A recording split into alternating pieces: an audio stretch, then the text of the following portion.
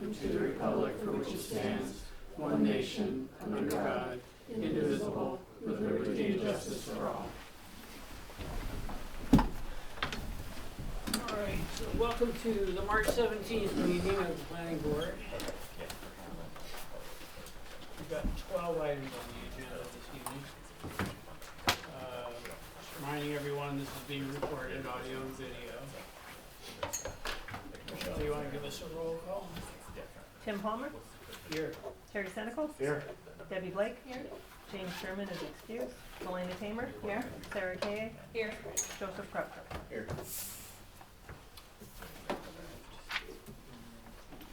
I'm just going to remind everyone to please announce if there's any potential conflicts of interest.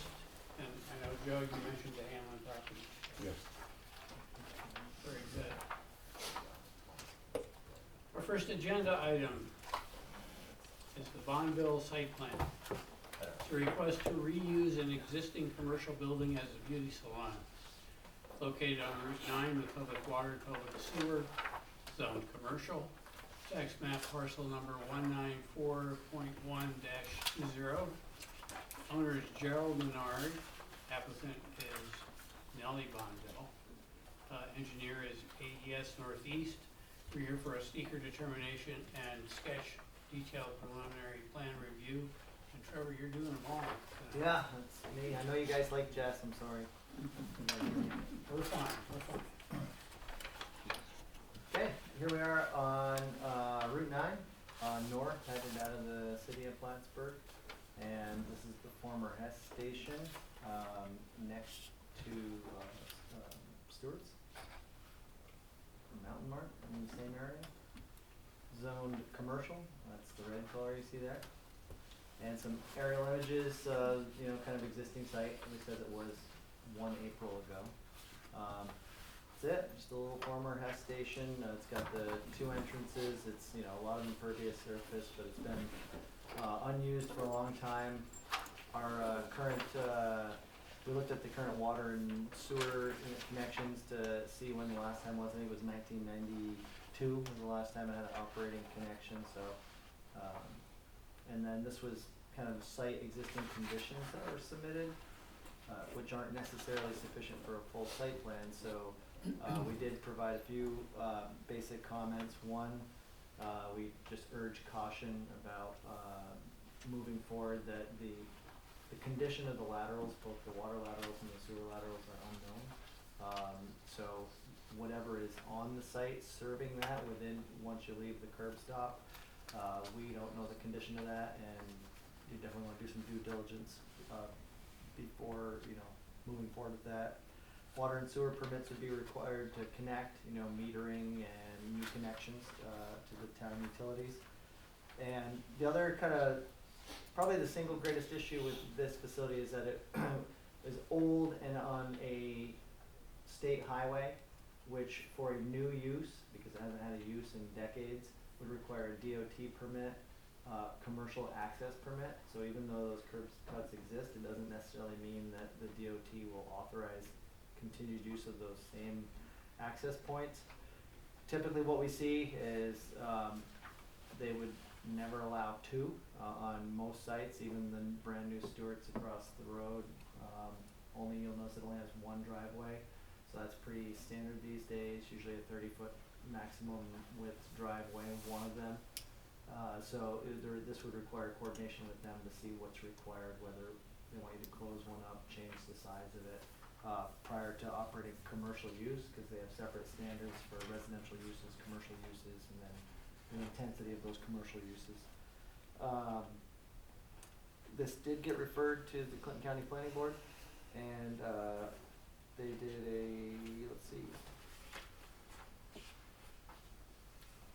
it was approved by the Clinton County Planning Board. They didn't provide any comments that we've seen, and that's about it. It's a small project. It'd be great to see the site be reused for something, but we do urge caution with some of the unknowns of that site. And we'll need a few revisions, such as parking layout, handicap accessibility, and having that shown on a revised plan on how this site would work for that. Anybody from the project interested in speaking? Scott? Only briefly, Mr. Chairman. Please. The applicant, Nellie Bondville, is here with me and her husband, and the realtor are here.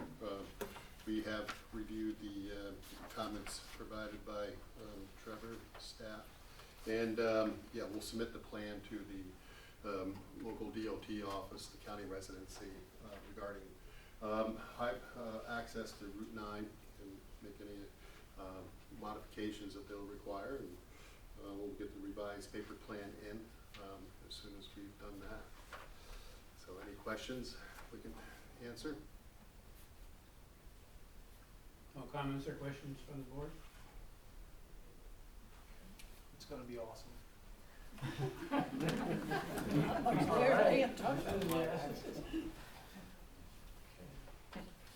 A public hearing is required. Welcome to public hearing. Is there anyone here who wishes to speak on this project?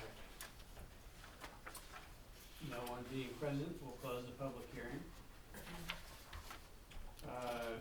Seeker. The applicant provided a seeker part 1 short form EAF, and if you'd like to, we can go over the part 2 questions briefly. Those are items 1 through 11. I could read them over, and I can bring up any questions or concerns you might have about any of those 11 items.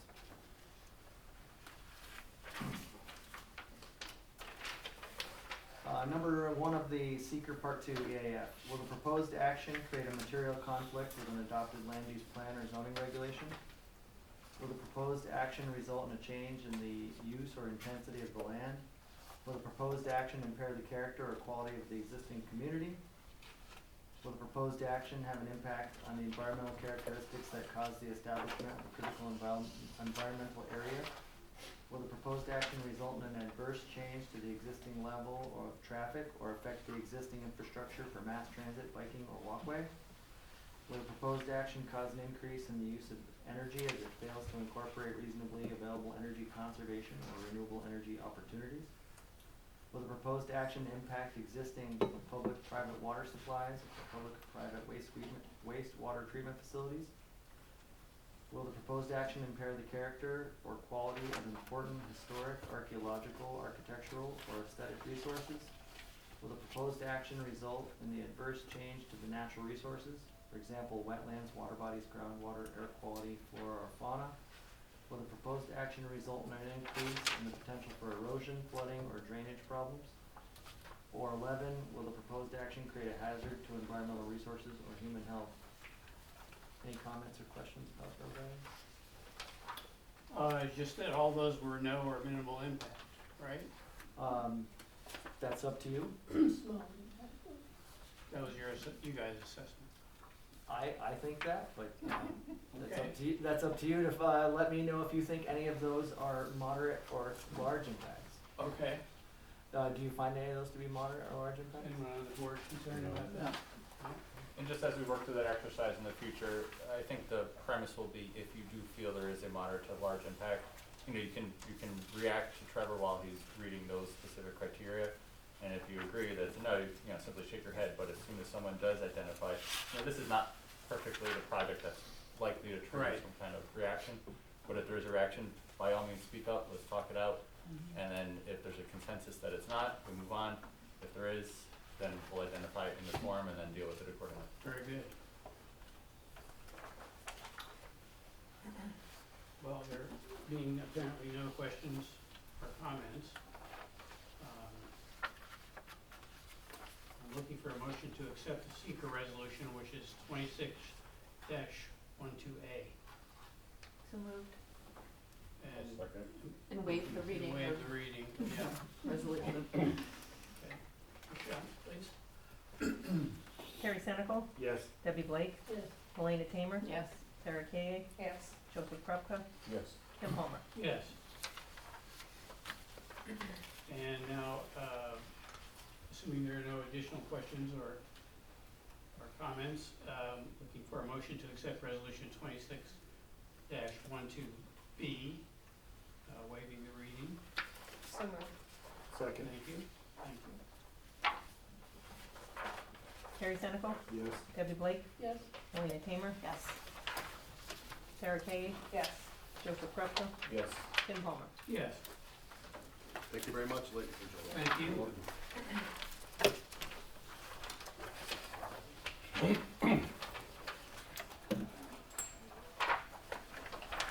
Thank you.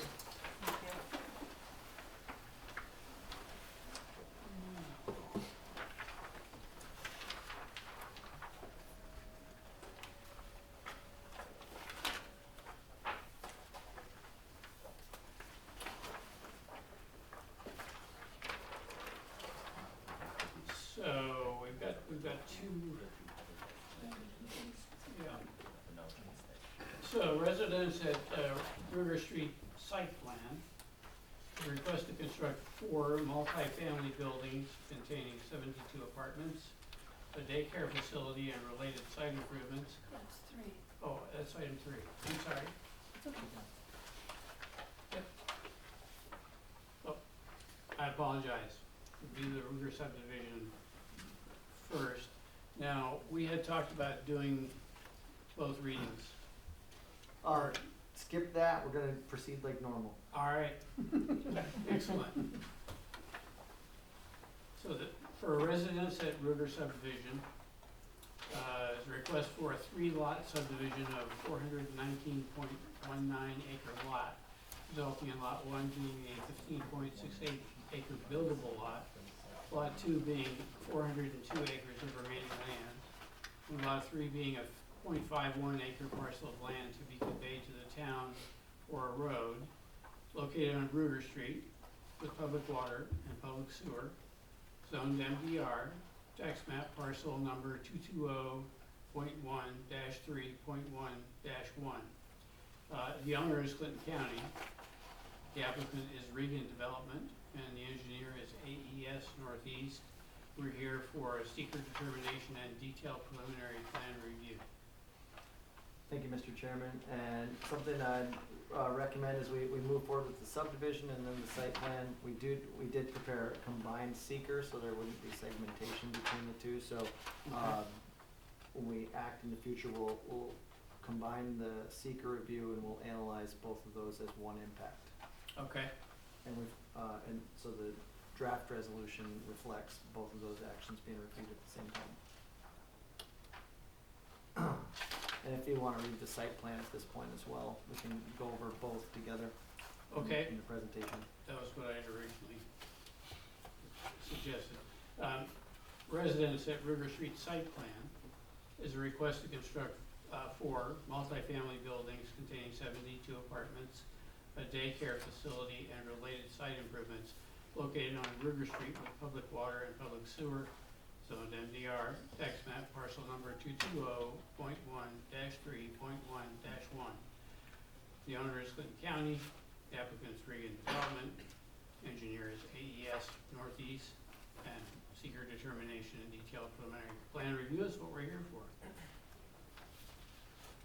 Thank you, Mr. Chairman. Thank you. All right, let's go on a little trip. Here we are. Here's a town park in Troy Mills. Here's the end of Ruger Street, and this is Military Turnpike Extension.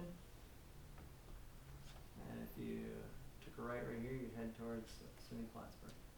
And former county airport off to your left here. So this high and dry area is what we're going to be looking at in upcoming slides. It's zoned MDR, medium density residential, so it allows for multifamily development. And wetlands, no surprise there, there's a lot of federally and state regulated wetlands, some of which aren't even shown here, but obviously there's a presence of wetlands which have been delineated on other maps that are more updated than these.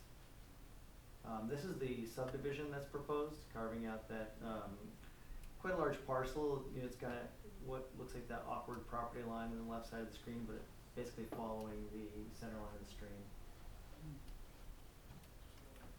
Here's the overall layout, and kind of for orientation again, Military Turnpike is down here, so this is the Ruger Street extension.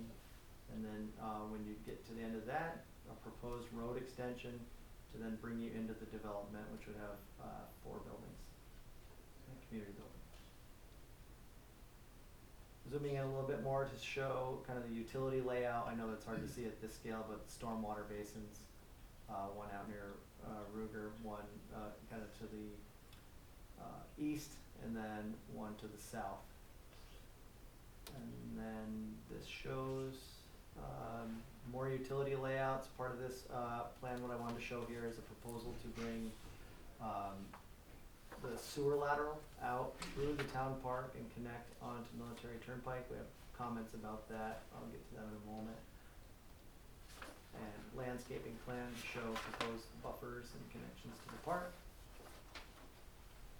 And going back, I just briefly want to go over a few of our primary comments.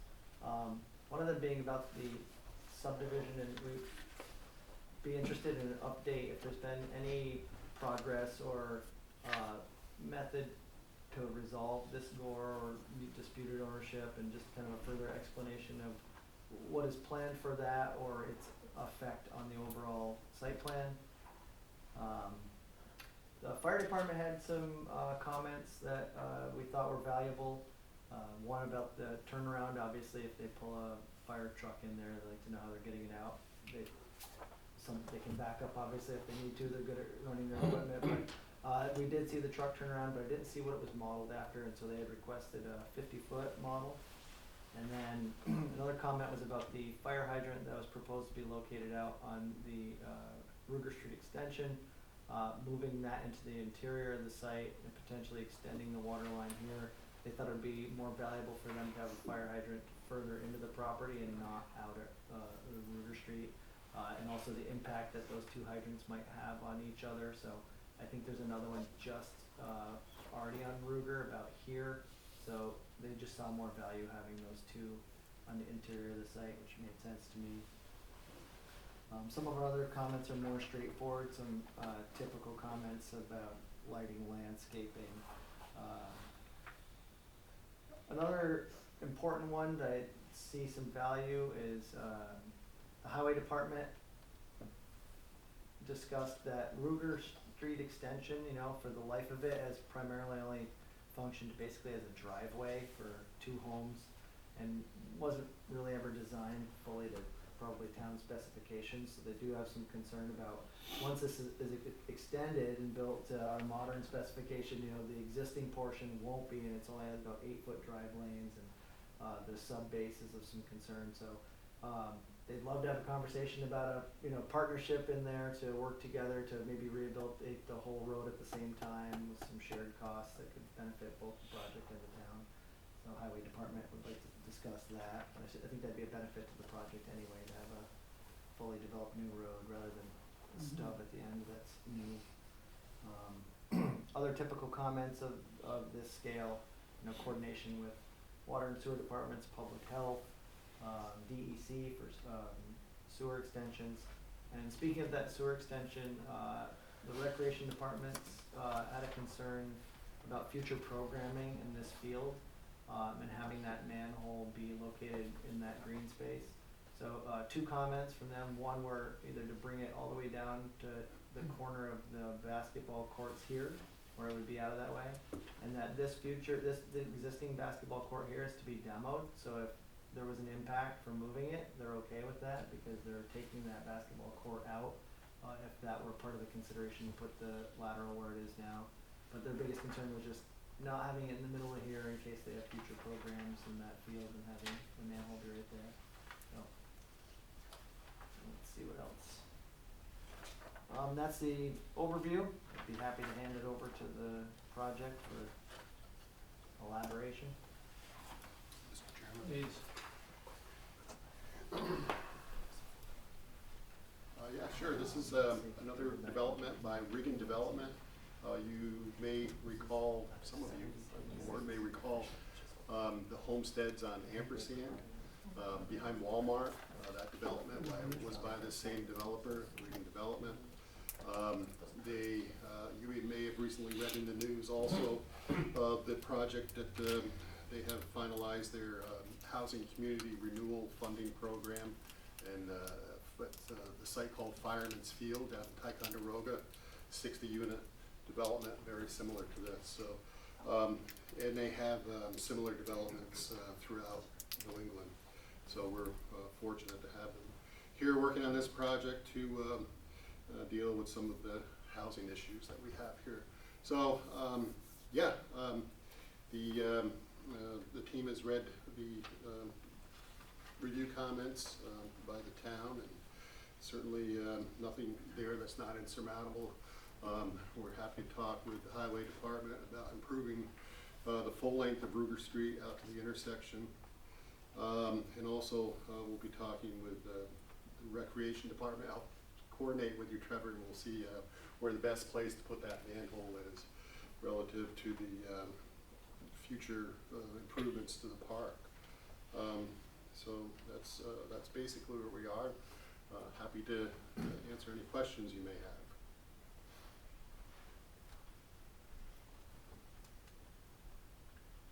Joe, Elena, anyone? Alrighty.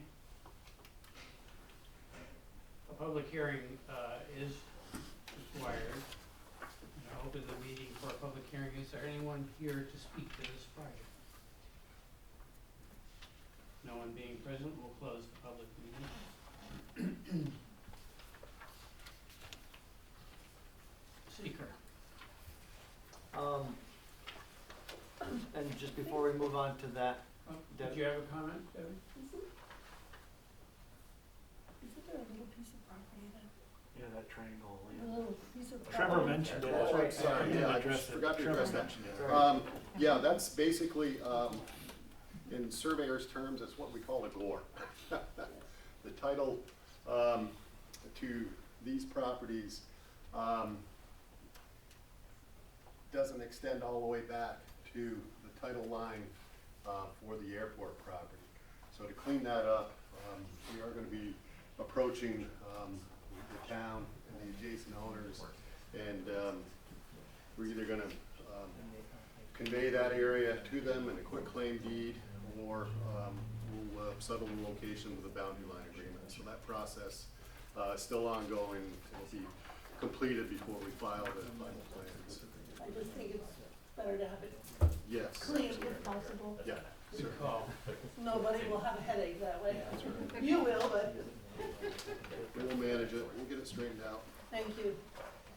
There was one of the comments that was a discussion about the emergency overflow. It was to the east side of the south.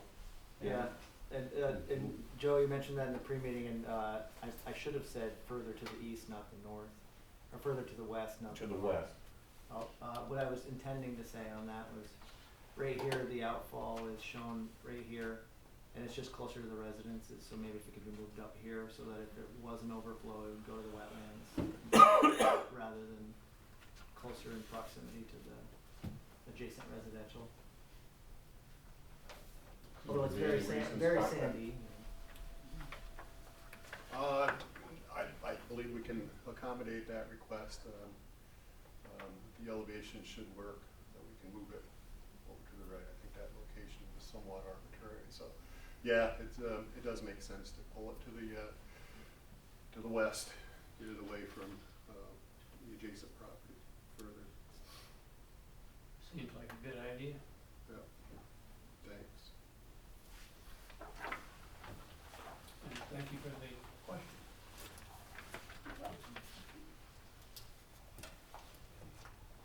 So, seeker. Okay, seeker. Since this action includes both the site plan and a subdivision, we've put them under the same seeker review and identified them as concurrent and related actions. It is an unlisted action, though the project provided a EAF full form part 1, which is great, you get more information. But with that, we should complete the full form EAF part 2. And a long form EAF is laid out a little bit differently. It gives us title headings, and then should you choose yes, that a impact may exist, then we have to answer some additional questions under that heading. So I'm going to read those header topics. Dean, that's how you want this to go. And then if you immediately chime in and think there will be an impact, then we'll go further down on the list and drill into what some of those impacts could be. And we are gonna use common sense, you know, the butterfly effect analysis of anything has an impact on anything, and that's not what we're trying to do here. So use common sense, and there we go. Alright, so number one, the proposed action may involve construction on or physical alteration of the land surface of the proposed site. I would say that it is a yes, there is an impact on land, actually. And so, these questions we'll answer one at a time, and more about, you know, a change in property. So, the proposed action may involve construction on land where the depth to the water table is less than 3 feet. And if you don't know these, some of them I'll answer because they are in a supplemental part of this, and there isn't shown that there's depth of water at 3 feet here. The proposed action may involve construction on slopes of greater than 15%. I can help you out and let you know that's not the case here, it's pretty flat. The proposed action may involve construction on land where bedrock is exposed or generally within 5 feet of the existing ground surface. Lots of sand and not a lot of rock out there. The proposed action may involve excavation or removal of more than 1,000 tons of natural material. The proposed action may involve construction that continues for more than 1 year and in multiple phases. The proposed action may result in an increase in erosion, whether from physical disturbance of vegetation, including the treatment by herbicides. And the proposed action is or may be located in a coastal erosion hazard area. Any of those impacts that you think are moderate to large? Okay. Moving on. The proposed action may result in the modification or destruction of or inhibit access to any unique or unusual landforms on the site. Cliffs, dunes, minerals, fossils, caves. Number 3, impact on surface water. The proposed action may affect one or more wetlands or other surface water bodies, streams, rivers, ponds, or lakes. Item 4, impact on groundwater. The proposed action may result in new or additional use of groundwater or may have the potential to introduce contaminants to the groundwater or an aquifer. Number 5, impact on flooding. The proposed action may result in development on lands subject to flooding. They weren't shown as in a flood zone in the EAF mapper. Number 6, impacts on air. The proposed action may include a state-regulated air emission source. 7, impacts on plants and animals. The proposed action may result in a loss of flora or fauna. 8, impact on agricultural resources. The proposed action may impact agricultural resources. 9, impact on aesthetic resources. The land use of the proposed action are obviously different from or in sharp contrast to the current land use patterns between the proposed project and a scenic or aesthetic resource. 10, impact on historic and archaeological resources. The proposed action may occur in or adjacent to a historic or archaeological resource. 11, impact on open space or recreation.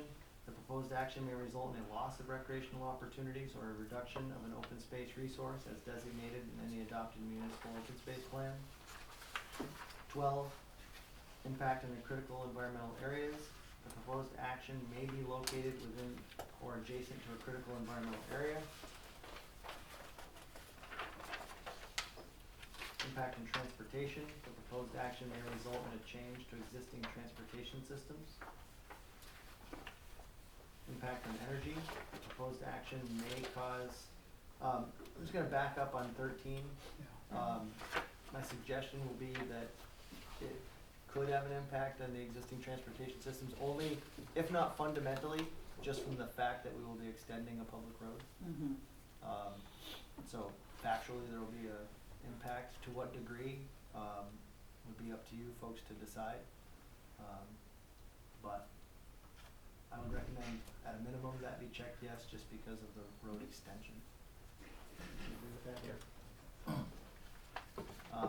Impact on energy. The proposed action may cause. So with that, then we'll go through the Okay, you're right. subsets on. Okay, so, A through F of those. Projected increase may exceed capacity of the existing road network. The proposed action may result in the construction of paved parking area for 500 or more vehicles. C, the proposed action will degrade existing transit access. D, the proposed action will degrade existing pedestrian or bicycle accommodations. E, the proposed actions may alter the present pattern of movement of people or goods. Or F, other impacts. Trevor, proposed action may result in the construction of a parking lot for 500 or more vehicles. Why is that a yes, or an impact? I mean, that doesn't seem like. It's not listed, these, the way this checkbox works, if you check yes, it automatically populates some of these other ones. Okay. So you have to check a box. You're either checking no, or small impact may occur, Right. or you have to check moderate to large impact. So Got it. where it says the proposed action may result in the construction of paved parking for 500 or more vehicles, the appropriate response for this one would be no, or Right. small impact, because they don't have parking for 500 cars. But you're saying that those check marks just appear automatically? If you check, yeah, I check this for myself to work through when I'm doing the draft review. So I checked yes because there is an impact on transportation in theory that the road's being extended, Right. but then you don't have an option to leave those blank, so. Okay. Thank you. Yep. Yeah, they definitely, a seeker form can lead to some ambiguity, 'cause it's no or small impact, yes or large impact, you know, so you're a lot of gray area there. Do you think any of those are moderate to large impact? So we'll move on to energy. Impact on the, the proposed action may cause an increase in the use of any form of energy. 15, impact on noise, odor, or light. The proposed action may result in an increase in noise, odors, or outdoor lighting. 16, impact on human health. The proposed action may have an impact on human health from exposure to new or existing sources of contaminants. 17, consistency with community plans. The proposed action is not consistent with adopted land use plans. And 18, consistency with community character. The proposed project is inconsistent with existing community character.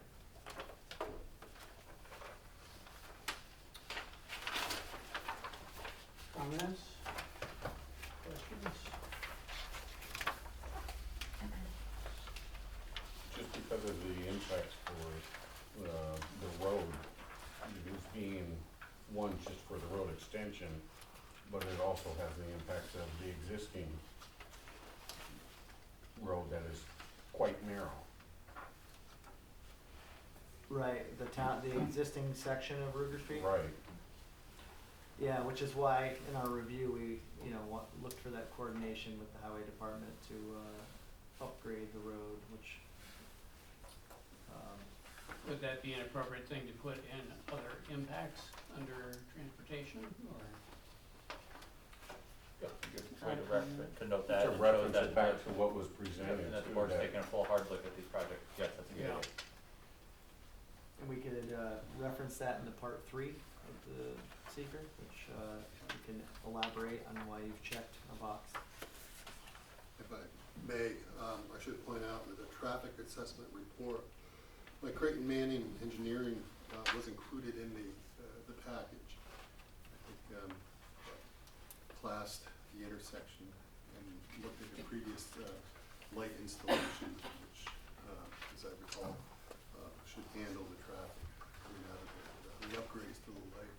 Post-construction, it would remain a level A and B level of service, which is, A is as good as you can get, B is really good. So it meets the minimum standards? Well beyond the minimum standards. So Okay. A is the highest level of service, so that's basically a perfect level of service for a traffic intersection. And B would be, I think it's up to 25 seconds maximum wait. So it's, and then beyond that, A, B, C, D, E, F level of service you have. So they did the analysis pre and post construction. They do a build and no build, and then they analyze a left-hand turn, a right-hand turn. So at post-construction, full build of this project, it's proposed to not degrade beyond a B level of service, which is really excellent. So how do the highway department's comments with the concerns of the narrow existing? They didn't, because the traffic analysis didn't analyze the road construction, just the number of traffic and turning movements. That's the part that I think is distinguishable, that it's the road itself Yes. isn't capable of, That's a good not point, the, yeah. not the vehicles, but the road itself. Well, I don't know if we could characterize it as incapable, but it could certainly stand some improvement. Yes. But it is an existing town highway. Yeah, I think that the comments from the highway were not intended to be binding as a condition as much as comment about good faith, active partnership, and probably a shared benefit should the project choose to work with the town to have that, what the highway department at least sees as a shared benefit to upgrade the road. But I'm hearing that they are willing to work with the town, so this is a good thing. Yeah, I don't think there was a binding, requirement there, but I think it was a suggestion that there might be an opportunity that even benefits them to work with the town. Yeah, the project does plan to extend a sidewalk out to Military Turnpike, so we're gonna do that, and it'd be a good time to coordinate all of the improvements at the same time. Is there a bus stop or sign with this project? No, but that's an interesting comment. That same comment was made at the county planning board meeting, and it's on my to-do list to discuss that with Rig and Development, but I think that's a good idea. We put one in adjacent to homesteads on Amberson, the multifamily just to the east of it. There's a driveway that goes down to a cul-de-sac. We did put one in there, and I think it does get some use from the residents. Stop at St. Joe's from here. Yeah, Far. we'll talk with Larry about that, because this could be a prime location too for cart, a little shelter. Okay. That's a good point. Write that down. Melena just brought up a good point. As part of a partnership with the town, there is a bus stop at St. Joe's in front of the St. Joe's Community Center. It's a little ways down, but it's just off this image. And with that connection, with the park connection to a new sidewalk, not to say that there shouldn't be one here, but there is one actually pretty close. Do we know the status of the county project on Military Turnpike? Last time I talked to the highway superintendent, I believe that to be a 2026, 2027 construction project. So there'll have to be coordination There- with those two projects, Which for is sure. the, rehabilitation of Military Turnpike all the way to the bridge from, Ruger Street. It's gonna be awesome. So basically all of this will be a new construction. Complete streets, cycles. Yep, new drainage, it's a pretty massive project. All good things for the neighborhood. Yeah, absolutely. It was good, we got a couple of comments. Are there any more? So,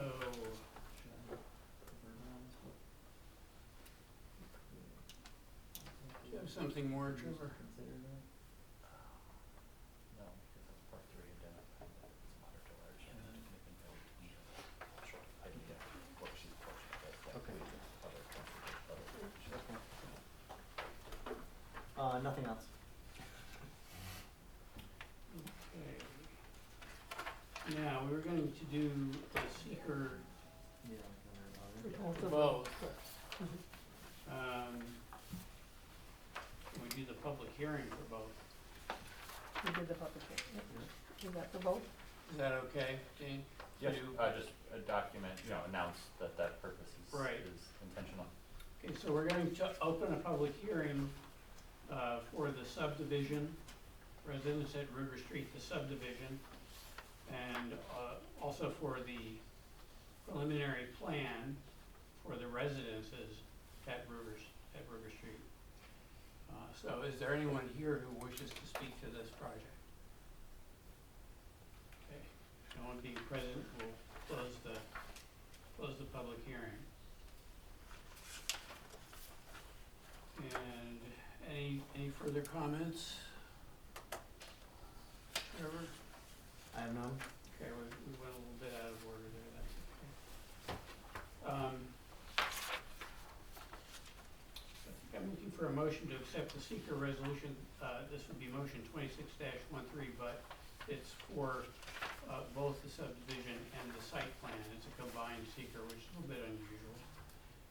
Do I have a motion to accept that? Yes. Thank you, Joe. Second. Waiving the reading. Thank you, Terry. Say what? Oh, Waiving the waiving the reading. reading. Oh, waiving the reading.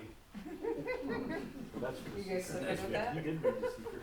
Yeah, you did. Yeah, we did it. We don't have to, he did read the secret. Well, I think waiving the reading refers to the Resolution. So the Oh, yeah. The resolution. body of the resolution. The resolution. Yeah, Yeah. right.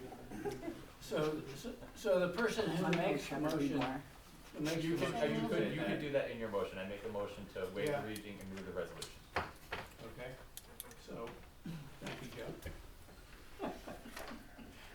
All right, so Oh, this is. hold on. Go ahead. Terry Senical, Yes. Debbie Blake, Yes, Melina Tamer, Yes. Sarah Kay, Yes. Joseph Krupka, Yes. Tim Palmer. Yes. Okay, we're picking our way through here.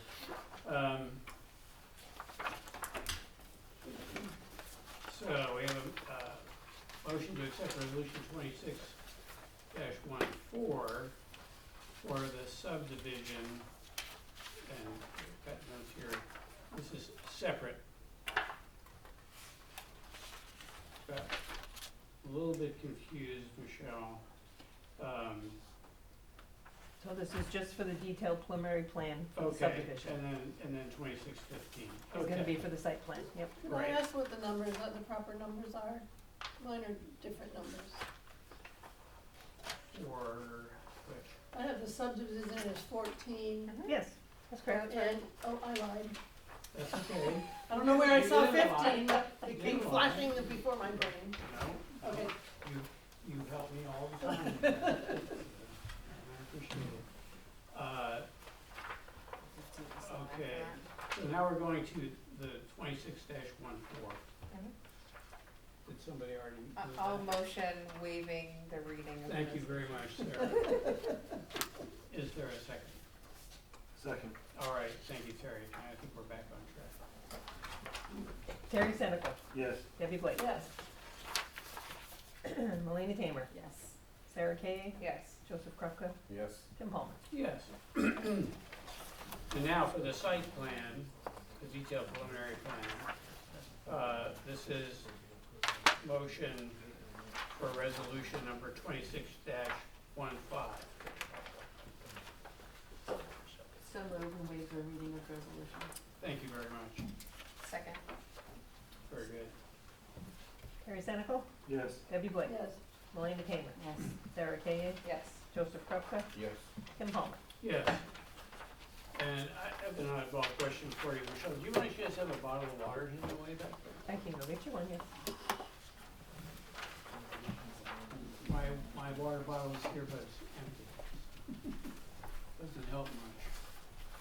Thank you very much, ladies and gentlemen. Thank you. you. Thank you for coming.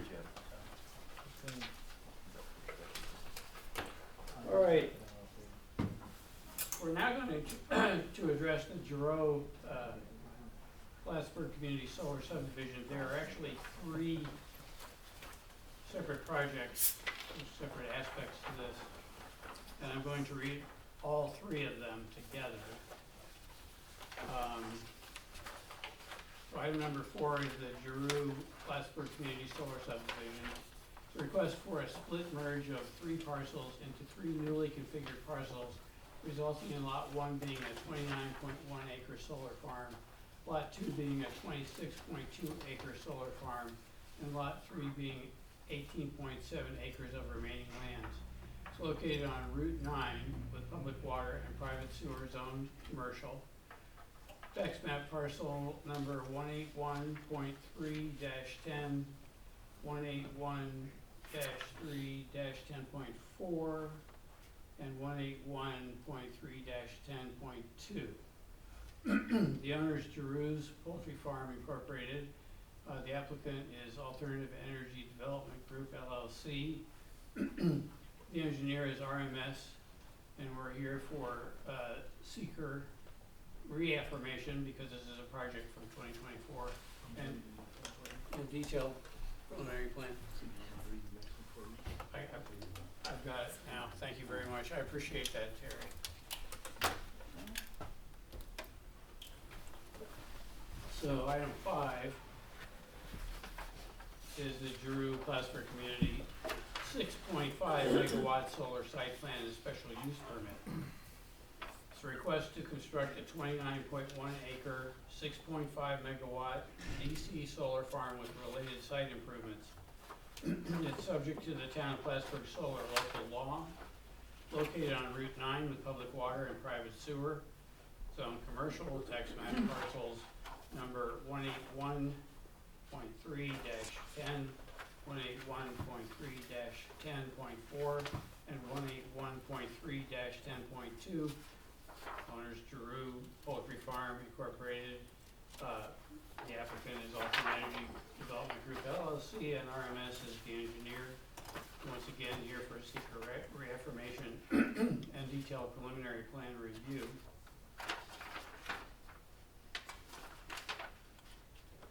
Item number 6 is the Giroux Plattsburgh Community 5.4 megawatt solar plan and special use permit.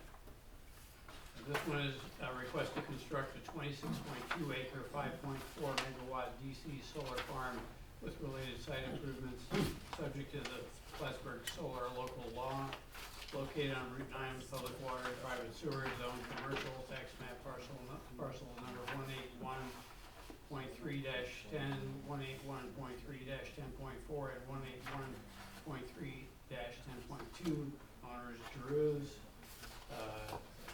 It's applicants, Alternative Energy Development Group, engineer RMS, and we're here once again for seeker reaffirmation and detailed preliminary plan review. So please take it away, Trevor. Thank you, sir. Here we are on Route 9. Again, a lot happening on Route 9 apparently. You can see the Northway to the left, Woodruff Pond here, Rod and Gun Club down here, if anyone knows where that is. And so we're going to be looking at this property here. It's all zoned commercial, and it is comprised of these 3 parcels. Just by way of background, if you recall, this solar project, since it's proposed in the commercial district, it is not allowed under the solar local law, so the project sought a waiver from the town board. The town board did issue a waiver for this particular project, but did add the condition that frontage was separated off to allow for future commercial development where public water exists along Route 9.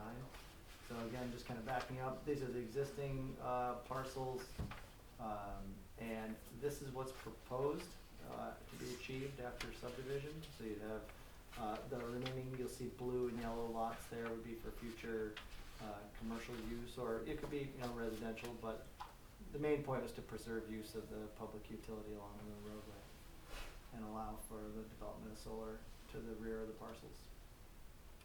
And here's the basic layout. So it's 2 separate solar farms across those properties. Basic layout. Nothing's changed since your last approval of these projects. It would shared access into the site. That's what this image is showing. And overall, same project. Our zoning hasn't changed. The local law hasn't changed. We just attached all the previous conditions of approval. So many of these have been taken care of and addressed with the revisions, but we just put them in here for the record that any potential approval would be subject to the existing conditions that you had already put out there. Very good. Is there someone from the project to speak to this?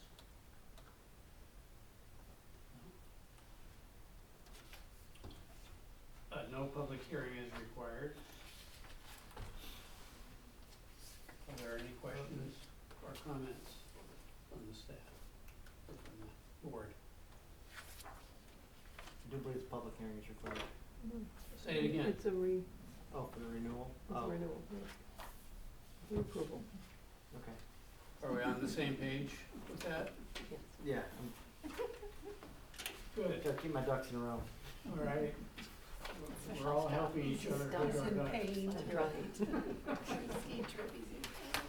Okay, so, there being no comments or questions, looking to a motion to accept resolution 26-16 for the reaffirmation of the secret and detailed preliminary plan reapproval. So moved. Thank you, Terry. Waive the reading of the motion. Good, Second. thank you, Sarah. All right, Terry Senical, Yes. Debbie Blake, Yeah, Melina Tamer, Yes. Sarah Kay, yes, Joseph Krupka, Yes. Tim Palmer. yes, so that was item 4. Item 5 is for the 6.5 megawatt solar site plan and special use permit. Once again, it's a reaffirmation and reapproval, so no public hearing is required. If there are no further questions or comments from the members of the board, I'm looking for a motion to accept resolution 26-17. I move with waiver. Thank you, Joe. Second. Thank you, Terry. Terry Senical, Yes. Debbie Blake, yes, Melina Tamer, Yes. Sarah Kay, yes, Joseph Krupka, Yes. Tim Palmer. Yes. Item number 6 is for the reaffirmation and reapproval of the 5.4 megawatt solar site plan special use permit. If there are no further questions or comments from members of the board, we're looking for a motion to accept resolution 26-18. so moved and asked to waive the resolution. Thank you. Second. Thank you. Terry Senical, Yes. Debbie Blake, Yes, Melina Tamer, Yes. Sarah Kay, yes, Joseph Krupka, Yes. Tim Palmer. Yes. Item 7 is Lake City Properties LLC site plan. It's a request to construct a 744 square foot commercial building on an existing foundation, a new 7,000 square foot commercial building, and a 13,200 square foot gravel contractor storage yard. It's located on Idaho Avenue with public water and public sewer, zoned Airport 2, tax map parcel number 233.5-37. Owner applicant is Lake City Properties. RMS is the engineer, and we're here for a sketch plan approval. Trevor. All right, here we are. You can see the former Plattsburgh Air Force Base, International Airport. That blue square right there is what we're gonna be talking about. Zooming in right to Idaho Ave, the existing facility, which is basically, pre-engineered building, another structure next to it, mostly open space, a large front yard. You have MHAB facility is just off the screen, Public Works across the way. That's zoned A2, so it's an allowed use in the district where it's proposed. Existing facility, again, just kind of showing that. This is the loading dock over to the kitchen at MHAB. Can we visualize the foundation that was mentioned? The existing foundation? Oh, it's, Right there. okay. And the plan coming up will give you a clear indication of where that's gonna go. So this is looking into the site now as it exists, so this is the large front lawn area you see in this image here. So looking into the site from Idaho, and the existing structures back here. Existing conditions and proposed plan, so the 744 square foot building and 13,000 square foot, basically contractor storage. Aaron, I'm sure will explain those uses, and then expansion of a gravel contractor storage yard to the rear of the site. Our comments are pretty basic at sketch with this. We have our checklist. Aaron's got a copy of that. All the typical comments, stormwater needs a county planning board review under 239M. And it appears to staff to be an unlisted action, and they've submitted a short form EIS. Mr. Ovius. That's it. St. Patrick's Day. Simple as that, huh? Few words. You did, Hey, that's it. Yeah, it's been a contractor's facility since the base closed. It was Danny Adams that we built the building for originally. Since then, it's been a mechanical contractor. Another local contractor, basically utilizing it for the same purpose. You have Pulsar Fuels next to us, it's the back of their yard, their storage outside. We got the fire training facility next to us. We have Public Works across the street. We have the backside of them having their loading facility. So it's a tucked away and back. Really probably never know it was there. We have the resolution, we'll address the comments with our detailed plan. Questions? Comments? No public hearing is required. So there's no seeker, because it's just a sketch plan. So I'm looking for a motion to accept resolution 26-19 to approve the sketch plan. So moved, waiving the reading the resolution. Thank you, Elaine. Second. Thanks, Terry. Terry Senical, Yes. Debbie Blake, Yes. Melina Tamer, Yes. Sarah Kay, Yes. Joseph Krupka, Yes. Tim Palmer. Yes, Thank you very much. thank you. Okay, next, item number 8 is the Haviland Heights subdivision. Joe, you're gonna, I will recuse myself. awesome. This is a request for a 6-lot subdivision of a 63.3 acre lot, resulting in lot 1 being an 11.1 acre buildable lot, lot 2 being a 4.7 acre buildable lot, lot 3 being a 2.7 acre buildable lot, lot 4 being a 3 acre buildable lot, lot 5 being 37.9 acres of remaining lands, and lot 6 being 3 acres to be conveyed to the town for a town road located on Tom Miller Road, public water and public sewer, zone T3C and T3R, tax map parcel number 206.1-15.231. Owner is Mental Health Retardation Service, Inc. Applicant is Housing Vision Consultants, and the engineer is AEDA. We're here for a sketch plan review. Take it away. Thank you, Mr. Chairman. So this won't be the first time you saw this project, but it's a different iteration of it. It's doubled in size since last time you saw this. By way of orientation, we have Tom Miller Road at the top of your screen, ARC Transportation Services here, Heritage Heights subdivision off to the left of the screen. And so highlighted in blue is the full parcel that's owned by ARC that would be available for development. Two different types of zone here, T3C and T3R. And most of this project really is going to be developed within the T3R, a small portion within T3C. This is just showing wetlands.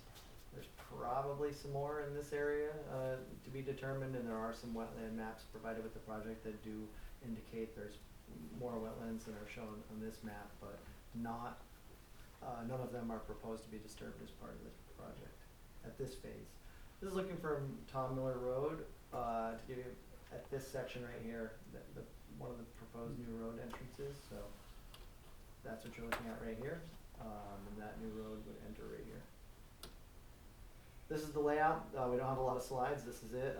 This is the proposed layout. The first time you saw this, it was basically just this portion and a future phase of a child care facility and a dead-end road.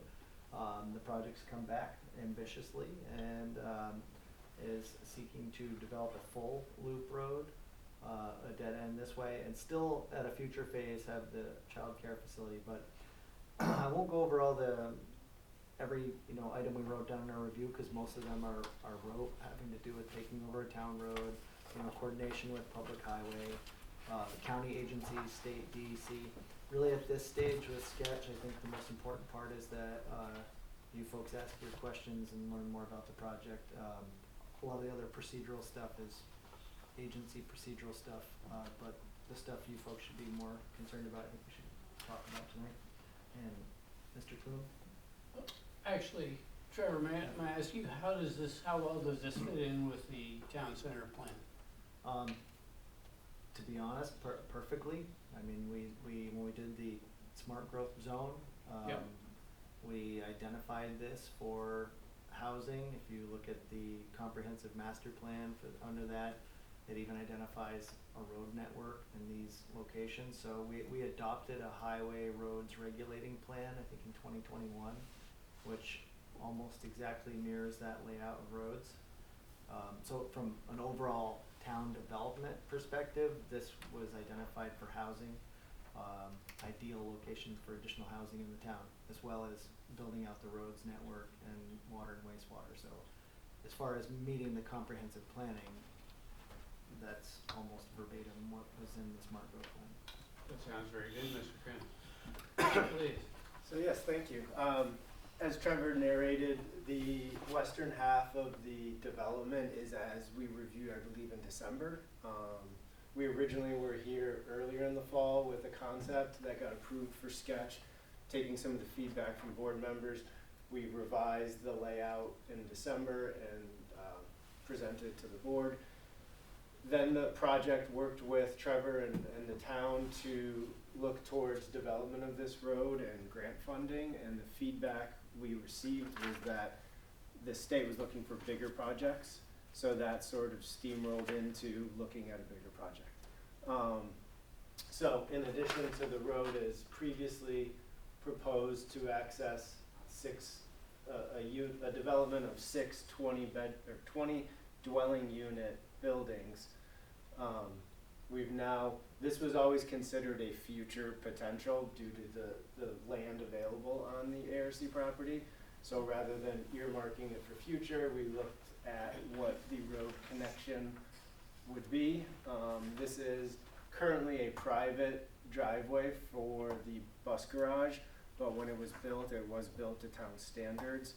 We've coordinated with Trevor and the highway department to have that discussion of integrating this into the road network to be dedicated to the town.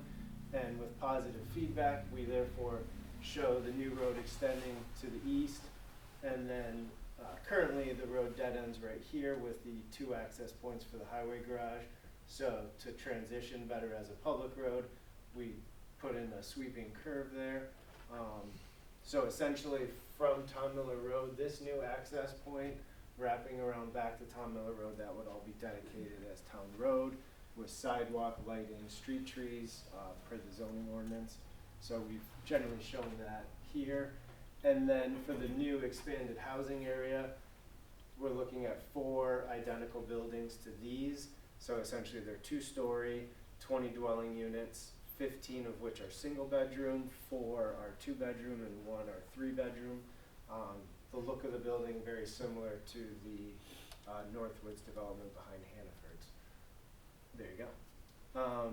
These are dressed up a little bit compared to Northwoods with a little bit different entry configuration, different color palette, that type of thing, but the footprint is pretty much identical. Community building also on the original reviewed sketch plan area. This provides area for residents to hold functions and meetings as well as management offices. Go back to the site plan, please. And with that, as Trevor mentioned, the sketch is including the daycare center. This would not be at the forefront of the development. It would focus first on the housing and then in the future daycare. ARC partnering with Housing Visions is intended to build this as workforce housing, and also I believe 12 of the dwelling units would be kept for ARC's members, housing for their members. And really that's the update. So 4 buildings, parking, 2 driveway connections, and sidewalk connections. That's the sketch. We have as Trevor mentioned, we've started integrating some conversations with Clinton County Public Transit. We've updated the sewer flow calculations with a report submitted to Scott Stoddard for their review, forwarding on to the city in regards to the public sewer infrastructure and the DEC through the city's jurisdiction. So we've updated from the original 6 buildings to now the sewer capacity for all 10 buildings, so that's in the works. And we've had discussion with County Highway, so working towards progressing this design beyond sketch. So any questions you may have, I'd be happy to answer. How many parking places are you providing? It's 1.5 per dwelling unit. These are supposed to be workforce. I would imagine that you're looking between 600 and 800 people living there. You probably might need more than 1.5 cars to get to work. I mean, that is the zoning ordinance parking rate. Maybe that needs to be looked at. We don't need more parking. What's that? We don't need more parking. Don't need more parking. Has the project chatted with the school district at all? Because obviously this could be an impact to, is it Beekmantown? Yeah. Could be a lot of kiddos. Oh, yeah. They might care. We brought that up in the initial project, but definitely as a coordination thing. Yeah, for sure. Needs to happen. I just wanna make And sure. coordinating bus routes as well, and where, and when. Just when the that'll happen. cost of Oh, yeah, but the number impact of students, capacity. yeah. So you were saying it's 15 single units and 4 doubles in each building? Is that? Yes. Yes. And 1 3 And triple. So a 3-bedroom, 2 2-bedrooms on each floor, and then the rest are all single bedrooms. So that probably has something to do, Debbie, with why don't need as much parking as you might think.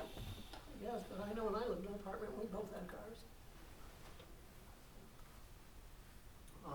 Mike, couple things that came up, Jess did this review, so a couple of comments, and I might add, or I know it's kind of probably early in the design phase, but if there was opportunity, we believe there's probably wetlands here. We don't know if there's any shared benefit of having like one stormwater that serves both sites to maximize green space or open space.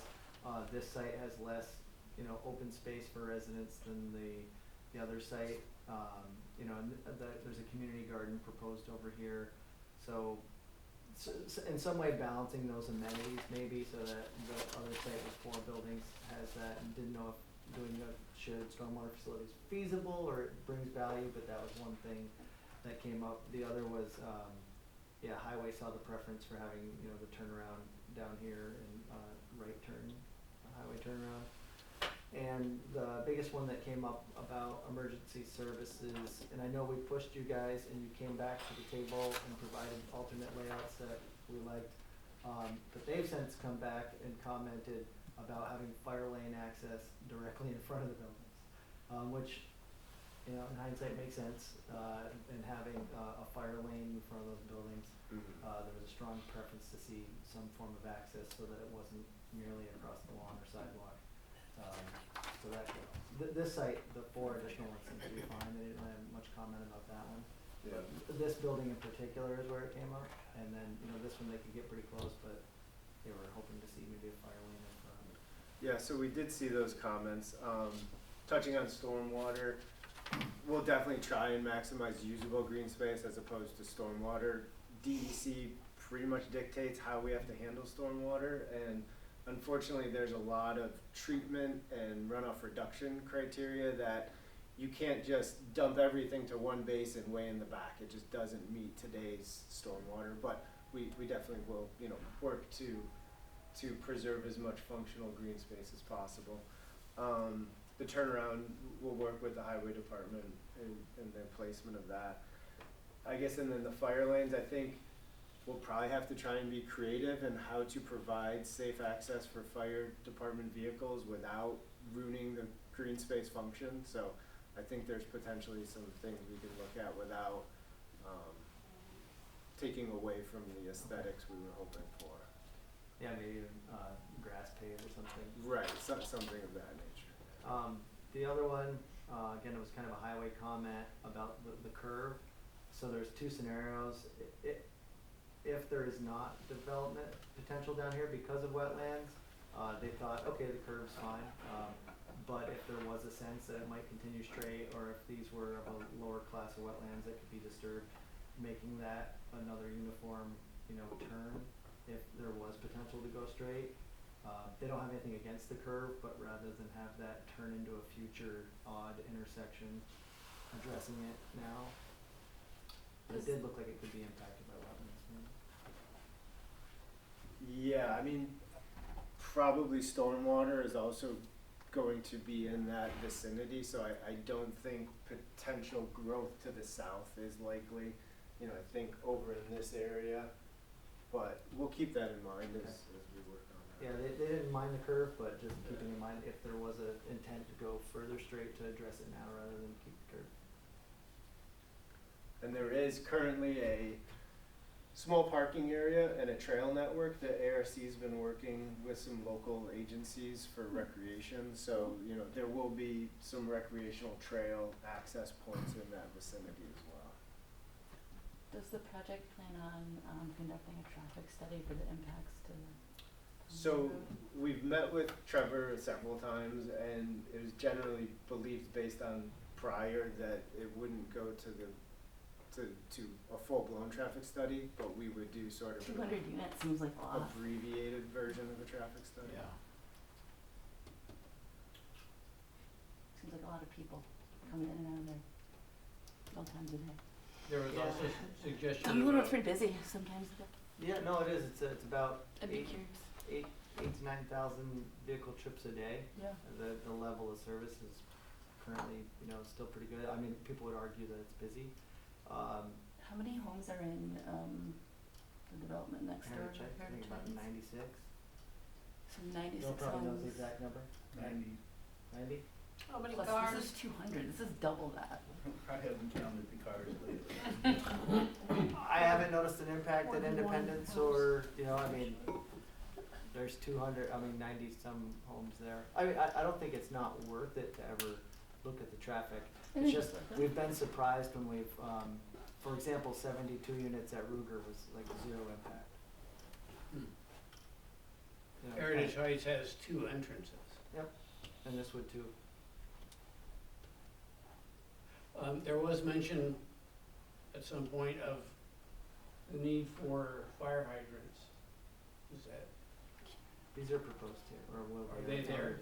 No, we haven't designed water distribution yet, but Pedestrian certainly movement too, the not public just roads will auto have public movement water, because public of, sewer. 80% And then, AMI. similar There's gonna be to people. Northwoods, there will be water distribution throughout with hydrants within the Okay. development. Melina brought up a good point about pedestrian movement, so I wish I could zoom out even further. Let's see if I had, okay. We'll use this one. It's kind of the best I can do.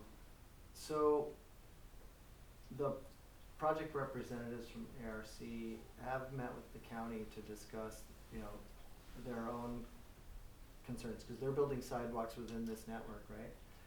But where do you go from Yeah, there?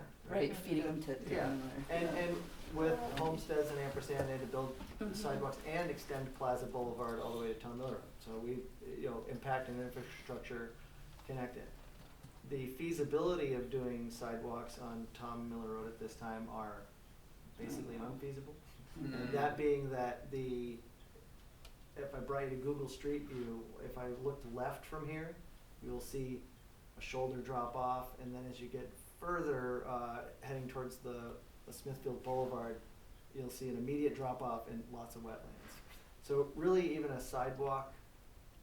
an imaginary sidewalk project from this point all the way to say Smithfield Boulevard is really I'm gonna guess, $20 million road rehabilitation project, because it's widening the road, shoulders complete, closed stormwater system. So the county in the initial conversations was obviously like, well, we're probably not undertaking a massive Tom Miller Road reconstruction this year.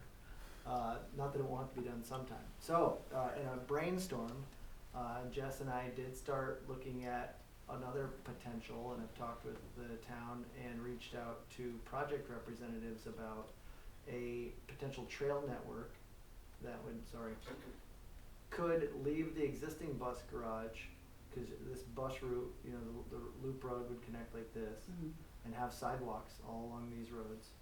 ARC owns this property, so there could be a trail system that connected through here. It would have to cross this wetland, but then could meet up to May Courier Park, and then exit the back of May Courier Park and connect to Plaza Boulevard. Yeah. It's the preliminary concept, but it's a tiny fraction of the cost of what Right. sidewalk does. Yeah. Right. Tom Miller Road, and it would have to be a joint partnership, you know, but the impact is there. You're talking 200 units and no pedestrian connectivity to groceries, you know, Yeah. healthcare services. Right, and it's so, all right there. Yeah. I'm not saying it's totally easy or cheap, but we did reach out to the county and I think Chris Trevisani about having a conversation about the potential to really look at that, take a hard look, because there's a serious pedestrian, Yeah. you know. And to be able to bicycle connect like situation. Heritage Heights too, like all those people and kiddos. Yeah, no, it'd be the concept. I could show you all of our daydreams. You can also follow this same easement all the way to Morrisonville, under that power line. Yeah, so that's the type of thing we're looking at. Cool. But going out on Tom Miller Road probably isn't feasible without a massive capital project that the county would undertake that includes it's a really big project. What's So- the speed limit right there on Tom Miller Road? 40 or 45? Yeah, 40, right? Yeah, it's 40. Do you think there's any opportunity to maybe like reach out to the DOT to ask to lower that once there is this many more people here? Like, let's get it down to 35 or whatever, 30. Our highway department has had a 0% success rate. with I know, it is getting tough. It And is tough. they've tried, and Yeah. they tried on Durand Road for multiple years and have unsuccessfully ever been able to petition a lowering of the speed limit. Not saying it's impossible, but they've struck out every time because they base it on average speed, not actually what the speed The should be. 85 percentile, which Yeah. of course people are going the 85 percentile. That's what the posted I know. speed limit is. Yeah. Again, I think it's a worthy thing to put out there, but Yeah. it's been difficult to achieve. Is Tom Miller Road fully sewered now? All the way to the city? Um, Or are you going up and around? So with actually, can you go back to the sewer plan? It's a good question, Debbie, because that did factor into the layout. So before this existed, this development would have a pump station there is sewer on the north side of Tom Miller Road that flows to the east to the pump station at Pizza Palace. Okay, So originally, this would have a pump station to pump up to here, and then it would all flow to the east. With this configuration, there's currently sewer with a manhole starting here that flows by gravity to the same town line on Tom Miller Road. We can connect the entire development to here by gravity, therefore no municipal or private pump station would be needed. So that was also a big benefit to this concept. But Debbie, yes, Tom Miller Road has. because some years ago it wasn't, if I remember Yeah, correctly. it basically goes from FW Webb, Pizza Palace, another pumps up to near Smithfield, and then gravity. Because I through- think through Cook Toulouse. Gardner had to do some machinacious stuff to. Yeah, I think they're still on second. But basically goes through the mall, connects to Route 3, and then down Route 3 to the city. Okay, so it goes over at the mall, it doesn't go all the way down Tom Miller Road. No, it doesn't cross Boynton or the highway. Yeah, exactly, okay. So it's going Route 3 over to Ruger, or no, No. down Route 3? Ruger's a separate line. Okay, got it. I wish I didn't know that, but I do. We do still have one board member who's curious about the parking. Could we just go into that a little bit? How is it that this many people can be served by the number of parking We have spots? had that parking standard for as long as I've been here, 15 years, and a long time before me actually, and I've yet to see a problem where that calculation's used because, this is totally a guess, but for every 4 residents that have, 1 car, someone has no car, and another family has You're 2 all here at the cars. same time. But several people, multiple people will have 2 cars, and then a lot of people will have 1 or none. 1 is a lot more common than you think. Don't be. But we've yet to see it not work. So out of all the developments we've done, every multifamily development that you've approved in the town has had that same So if it calculation. doesn't work, you can say, I told you so. No, I wouldn't do that. I don't really care. One thing we I did. do have a question though about the fire lane. The fire lane would only take up green space if you were to put them in? So the department's concerns would be these 2 buildings where they don't have ready access to, the front or the sides of the Correct. building. So in theory, maybe it is a passable fire lane that extends out, but it's not paved such that people wouldn't be using it for parking and, creating enforcement problems. So whether that's doing a grass paved section with controlled access onto it to gain it, for the fire department to gain access to those, that's something we'll have to work with the department Right now it's on. green space, it's Correct. not paved. Correct. And you've had another project that utilized that. I don't know if you want to explain the grass paved thing rather than me explain that. Sure, it's basically a structural grid underneath grass such that you can drive a truck on it without sinking, but it doesn't look like a paved driveway. And it can count as green space because it's pervious. Sure, and it's got sure. grass runs through it. No, I was thinking if there was parking there and you had to put a fire lane, you don't have parking there anymore, so. Right, we'll have to, like, for example, right here, there's a bike rack and handicap parking spaces, so we'd have to reconfigure that for, Exactly. Yep.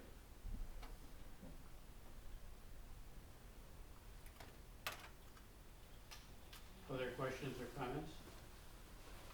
These are both sketch plans, so there's no public meeting. I'm guessing some of you are here because of an interest in this project. Mr. And- Chairman, before you do, just because we mentioned both, I didn't verbalize exactly what the subdivision is, so I should probably take a moment to at least show what Okay. it is in this plan. Go for it. Just so everyone can see what this is, we call this a 6-lot subdivision because there's 1 lot proposed here for this set of structures. 2nd lot proposed for the future childcare to go. 3rd lot, for, the 2nd development. 5th lot for remaining lands. 6th lot would be all of the, public road to be dedicated to the town, so. And what's proposed here meets all the town criteria for, area and setback and minimum size. I just wanna make sure we addressed what the subdivision actually was that was proposed. Good. So, I do have another question. Please, go ahead. Are these, first floor and second floor, or is each one of the apartments 2 levels? No, so separate units on the first floor, separate units on the second. Thank you. As I was saying, this is just sketch plan for those of you who have an interest and are here. So we don't have a public meeting at this stage, but you're more than welcome to come back when we review it again. And we'll do the 500-foot letters and public notice. Yes. We're probably likely to go beyond the 500 feet and, Okay. Just out of curiosity, how many of you are here because of this? Okay, good. Good, we'll be glad to see you again.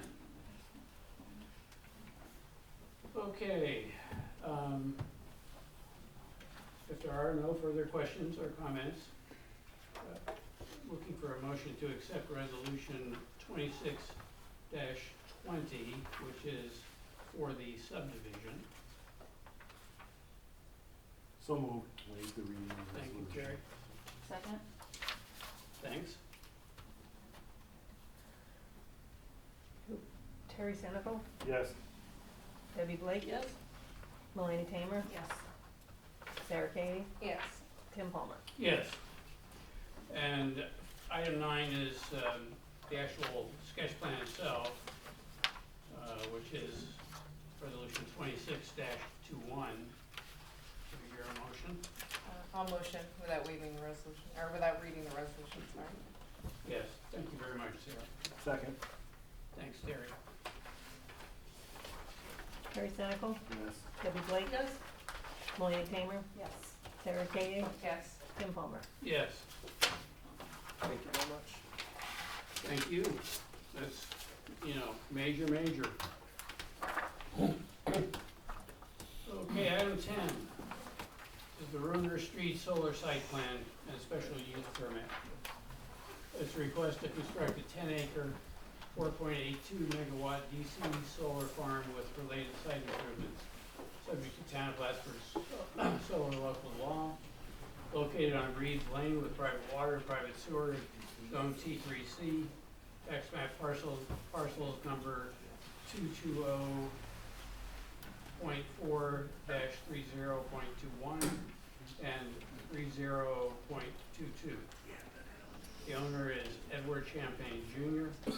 Applicant is Zuvan Renewables LLC, and the engineer is also Zuvan Renewals LLC. We're here for a sketch plan review. Please. Still me. So what? It's still me. Yeah, it is still you. Okay, highlighted here in blue in the center of the screen is there's actually two parcels there, but the way software selects parcels won't let me select both. So imagine that as one polygon.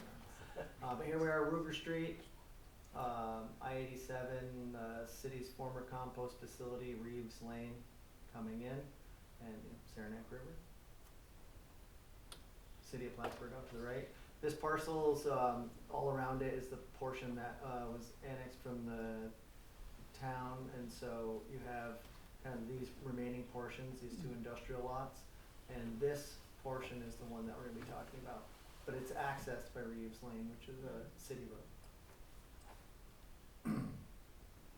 And kind of zooming in, so the road frontage on this is actually kind of served by the city. I think it ceases being a public city road at the gate here. I think we talked with Andrew Dern at the city to verify that. At first we weren't sure. We're thinking this is pretty unique. It's in the town, but it's accessed by a city road. What road rules were applied? But they said it would meet their criteria. So that worked How out. did the city happen not to annex that as well?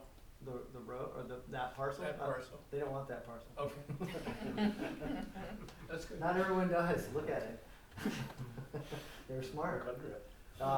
So this facility is currently being used as a licensed C&D landfill. I think Fuller's is using it. So yes, it looks ugly, but it's legally ugly. It's construction debris, DEC licensed construction debris landfill. And again, unique. The town, when it passed its solar local law, its main point was to preserve properties that had high value, that were served by public water, public sewer, natural gas, that had higher forms of development maybe than solar, because solar locks up property for a long time, but not with things like houses and commercial development that's got a high return. But this is unique in that it's an industrial parcel that isn't served by town services. So, and it's a C&D landfill. So it's unlikely to ever be, developed as residential or. So it's one of these unique uses where when this project kind of came to the town and we talked to the town board members, again, similar to the Route 9 North site that received a waiver by being able to carve off the commercial use, they saw some merit in maybe getting some use out of this parcel that's unlikely to be developed in many other ways. So the town board said, sure, we think we're willing to take a look at it for a waiver. So that process means first they come to you, you get your say at sketch whether you think it has merit to move forward. If you were to approve a sketch for this project, then the town board would have to consider whether or not to issue that waiver. If they did issue the waiver, it'd be very similar to the zoning board of appeals giving a zoning variance. Then they could come back to you for a detailed plan review. So this is what the site looks like when you look in. It's just basically a dump site. They come in, dump off construction debris, concrete, asphalt, things like that. And this is the basic layout. You will see a much more sophisticated layout at detailed plan review, but for the time being, basically, the lot. This is the proposed layout that obviously kind of abuts up to those wetlands. And that's all the materials we have so far. we've given you the litany of typical comments from our solar local law, but the solar local law really spells it out. You've worked through 14 projects now, for solar projects, or at least this board has. There's not much new that we have to say about this lot than we did about the others, honestly.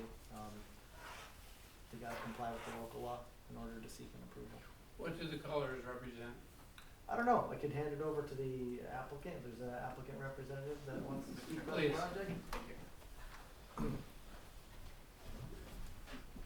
Hello, hope everyone's doing well. Thank you for taking the time. Thank you. So each of these are just their various just sunlight level ranges. So different levels of output based on different ranges of where it's staged on the site and how much sunlight it's going to get. In terms of, it might see slightly different like placement angles for the modules so that we can optimize the amount of energy return we get off of it. But besides that, none of that should impact really any of the actual land development. Just out of curiosity, do you use the same panels for all of the different Yes. angles? So we are currently have 625 watt panels that we're planning to use for this, and they're rated like Bloomberg Tier 1, so they're very highly sought after.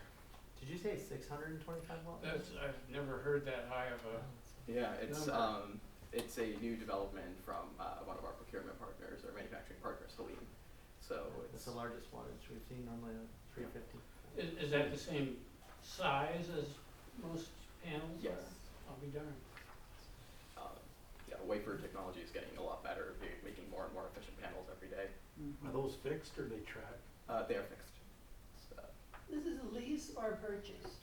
we are purchasing it. You're purchasing the property? Yes, we'll be doing it through a partner agency, but we will be owning property. And it's in the town of Plattsburgh?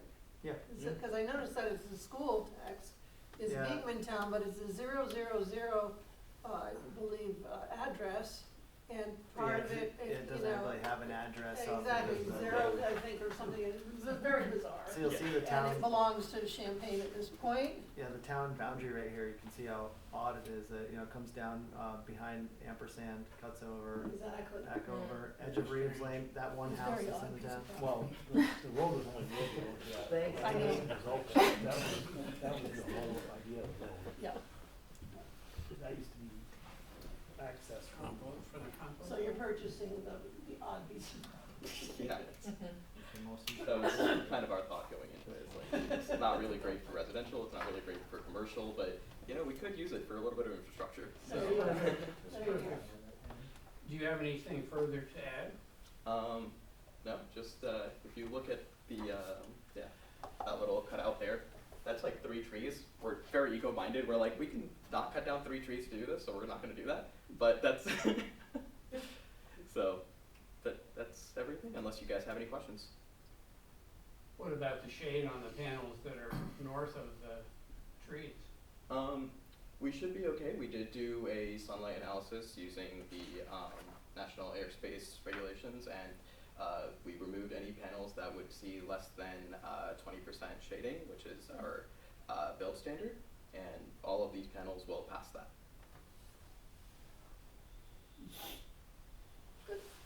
Yeah? Questions? No? Elena, you're good? Joe, you're good? All right. He traveled far if you wanna grill him. Oh. Okay. It's a good use for that piece of Boston. land. Oh, wow. Really? Yeah, 4.5 hour drive. In the snowstorm. It was storming there, but coming by the time I crossed over into like New Hampshire, Vermont, it was beautiful sunny skies all the way. Great. So. Do you have a lot of similar projects in this area, or? This is our first in this area. We worked on similar land site projects before, and then we're currently doing a project for the New York City Economic Development Corporation in the Bronx. So New York City's kind of been our bread and butter, and now we're trying to diversify and get out a little bit more. Sure. All right. This is just sketch plan review, so no public hearing. No seeker. Looking for a motion to accept resolution 26-22 for the sketch plan review. So moved. Thank you, Reading Terry. of the motion. Thank you. A second. Very good. Terry Senical, Yes. Debbie Blake, Yes. Melina Tamer, Yes. Sarah Kay, Yes. Joseph Krupka, Yes. Tim Palmer. Yes. Thank you for coming. Thank you. Thank you very much. I hope you have better weather going back. Yeah, thank you very much. You go back tonight? No, I'm staying the night here. Okay, good. So if you guys have any food recommendations, please let me know. Swati Thai. Oh, yeah, Swati's Swati Thai. pretty good. It's a lot. Swati Thai. Okay. Not allowed open on. Item- Oh, Tuesday's cough in Plattsburgh. Are there any more food recommendations? Item 11 is the Yanulovich site plan. It's a request to convert a former gas station and convenience store into an auto sale, auto repair facility, and office area with related site improvements. Use variances are required. Located on Route 3 with public water and private sewer, zoned NC, tax map parcel 204.3-2-3. Owner is MDM Katyville LLC. The applicant is Brian Yanulovich, engineer, Northwoods Engineering, and we're here for a secret determination and detailed preliminary plan review. So, still you. Thanks. I know we've been here a while, if you guys wanna push this off to next month. Yeah. Okay, here we are in Katyville Golf. We all know where that is and how you used to smell if you came out, if you went in there and did something, you know? Came out smelling like chicken, it was great. I bet it still smells like chicken. Of course it does. Alright, now for the local talk, 374 Route 3, in corner of Gatto Road. Former Katyville Golf, zone neighborhood commercial, next to the Dollar General, as you can see right here. And they propose reuse of the site for auto sales and repair. And here's the site as you know it. We've all seen it and it still looks pretty much the same, although they propose to spruce the place up, and which I think a lot of people would feel pretty good about. One of the primary comments right from the beginning was about its interaction with the DOT right of way and town right of way, and that it has that kind of classic 50s, 60s sea of openness. It's unsafe, and we recognize that from the beginning. And they've worked with the DOT. Their site plan now reflects DOT conditions and closing up a lot of that area with green space, which was one of the biggest concerns. And so their revised plan reflects that. And here that is. I'm going to just jump ahead really quick to talk about that. So this plan here shows the restoration of green space, closing off this to be a uniform DOT intersection. And as well as out to the town road. So going back to the first plan, this kind of shows their proposed layout. Trees to remain buffer from the neighbor, parking area, mix of gravel and asphalt, but the uniform entrance out onto Route 3 and onto the town road. Otherwise, reuse of the existing building, and they can talk more about the overall layout, but I believe that the garage door was going to face towards Dollar General, right? Yeah. And to not disturb the neighbors as much as possible. All of our comments were basically the same as our initial review, because this is the reuse of the existing site, but it's adding more green space back to it. We didn't push them heavy on the stormwater. They did do the infiltration trench and provided the calculations, but they're basically adding green space at this point from what was there. This did go to the county way back when, I believe, and voted 7-0. They approved the project, deemed it a local issue actually. Main point, they also had to get a use variance because lo and behold, this place that once sold cars and repaired cars and was a gas station no longer had that as an allowed use, the auto repair portion. They went to the zoning board, they did achieve the variance, so now they've come back with a project that meets our requirements. Anything you guys want to add? Please do. Yes, yeah. Sure. So, yeah, thanks for having us on. Joe Garso, Northwoods Engineering. It's been a long time since I've been down here in Plattsburgh, but I used to work with that guy That was a long time ago. So again, thanks for having us. I can switch as- slides if you want. No, this is great. As Trevor said, we have been working with the DOT because I really think that's a pretty big issue. We've been working with them and we have gone through their review.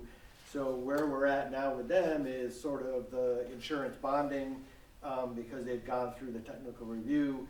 So it's once we get approval and they're able to move forward, then the bonding will be secured and so that construction can go. But they were happy with the site distance and the layout of the driveway.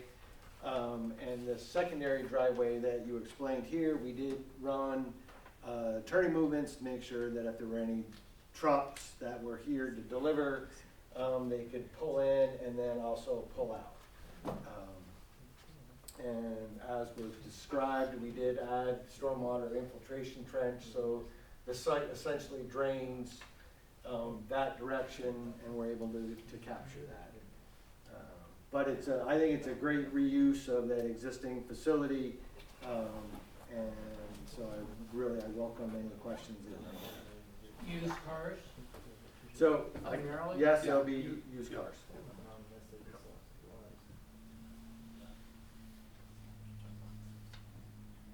Questions? I'm thinking that you're gonna keep that nice flat roof. It's gonna stay flat. You can put some 625 watt panels on there and it'll pay for your electricity. Hours of operation?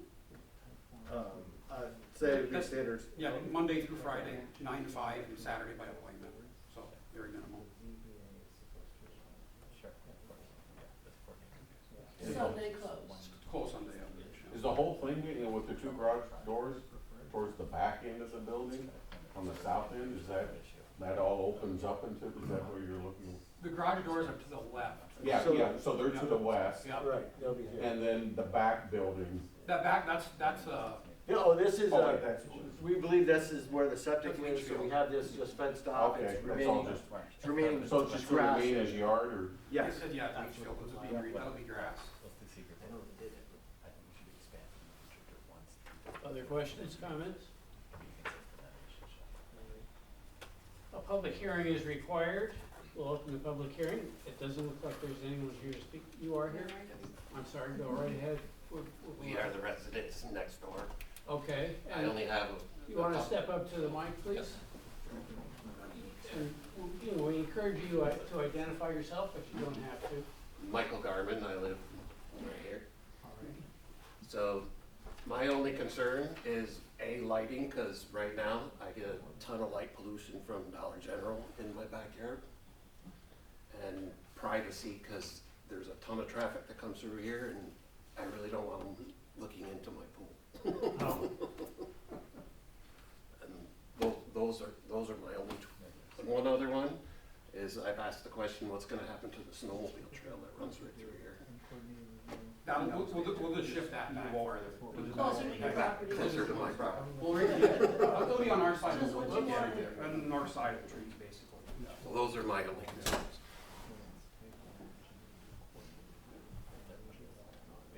Trevor, So I guess do you wanna talk about lighting? lighting and then. Well, I'd probably, rather than me talk about it, ask the project to talk about it and look at the plan. But I did ask about, lighting on the site plan, including wall packs. So if the project can speak to that. So, lighting, we're proposing to have a couple of downlit wall packs by the overhead doors for use during certainly low light during December or whatever. And then also having some lighting by the front door for customer access. But we're not looking for any sort of area lighting that you could find next door.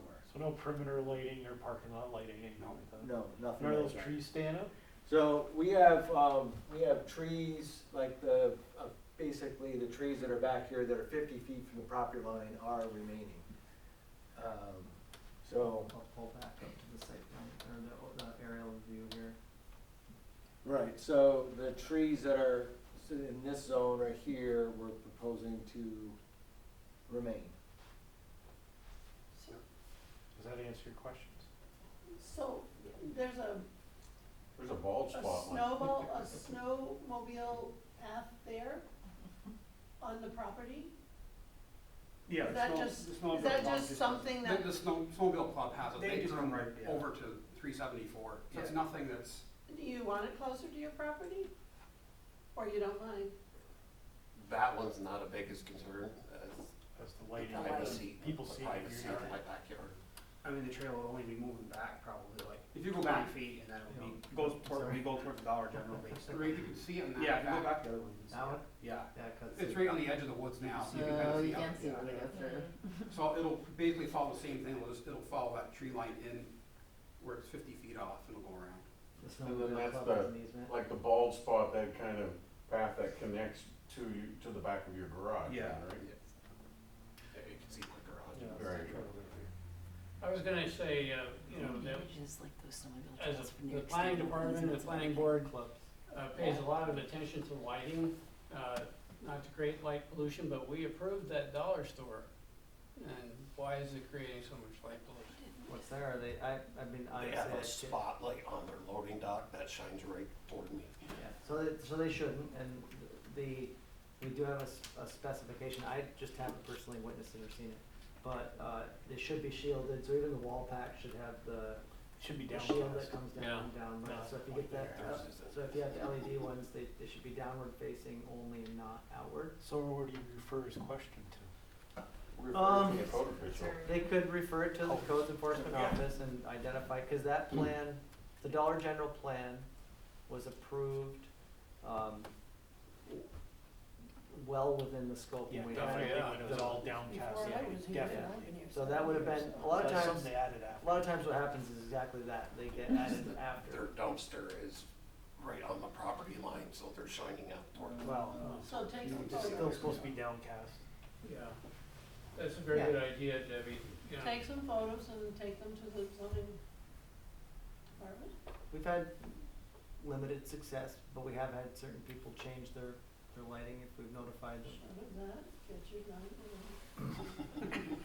They don't love it, they won't do it immediately the next day, but sometimes they, you know, they comply. Yes, I'm bad. So, will you mention that, or, I think a formal, it'd be, the yeah, best protocol would be if a formal complaint came in and then, I made a complaint about their garbage and I got kicked to the sheriff's department, and now I have to call the sheriff's department every spring. if you contact our codes, if you go to our town website, contact our codes or our department, we can, at a minimum, cause they don't give me a little tin star or a badge, but I can send my strongly worded letter oh, Yeah. for compliance. Possibly make an adjustment though. Yeah, must be Yeah. able to be good. It's not supposed to be like that. no, it's not, I'm disappointed to hear that it is that, but, you know, Maybe if you something can under get the it, property maintenance code too. Do what you want and ask later. yeah, right. Well, we do as-built reviews, so usually at the time of construction, you know, we verified that all those are compliant, but you That's don't some- know what happens 6 months later Yeah, when it they. was probably put in after. It was day one. That was day one. Huh, They've always had that light. well, I encourage you to go ahead and see if you can get it changed, 'cause it shouldn't be that way. Okay. So, Did we close the public hearing? that's a good question, I was just trying to, I was just I'll gonna make close sure the you public hearing if squared the away. public hearing wasn't closed.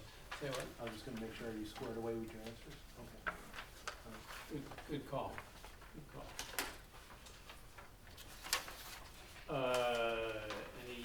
Let's see, we typically do a seeker thing at this point. Yes, sir. Yeah, it was putting that backwards, I don't know. Or a secret thing. You can't get good help these days. It's in there, it's just Oh. a sec, it's still A, but it's in there. Well, I don't know who you're talking about, but I think all the help around here is good. So the applicant submitted a part one seeker EAF short form, you had identified it as an unlisted action.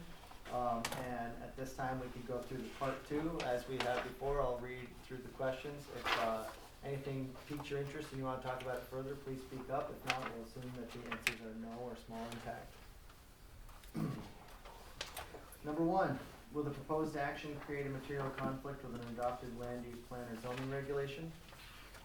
2, will the proposed action result in a change in the use or intensity of the use of land? 3, will the proposed action impair the character or quality of the existing community? 4, will the proposed action have an impact on the environmental characteristics that cause the establishment of a critical environmental area?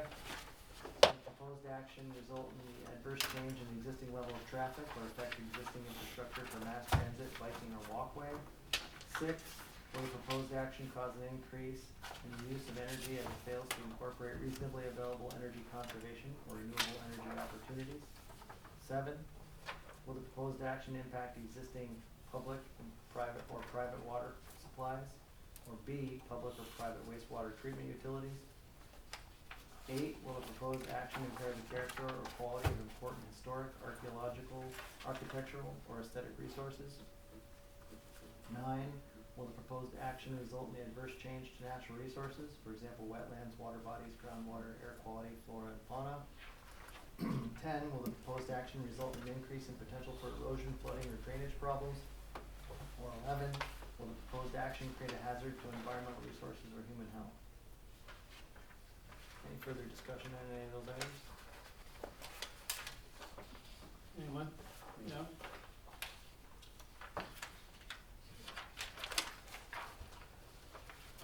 All right, so we have 2 motions, one to accept the negative deck, 26-23A. I'll motion waiving the reading of the resolution. Thank you, Sarah. Second. Thank you, Terry.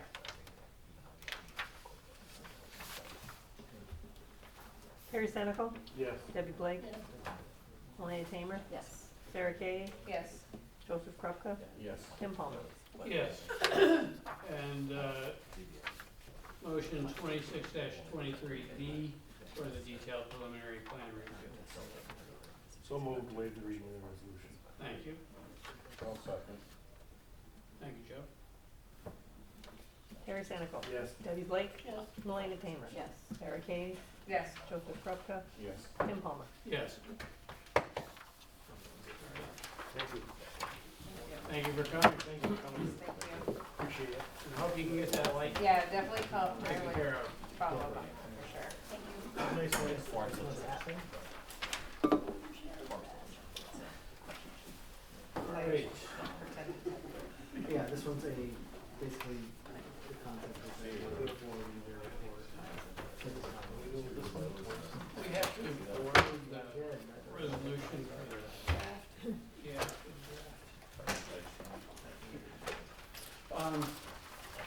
You have anything to say about this, Trevor? the next item or the one we're just moving on? The next item, the town of Plattsburgh zoning amendment. I do.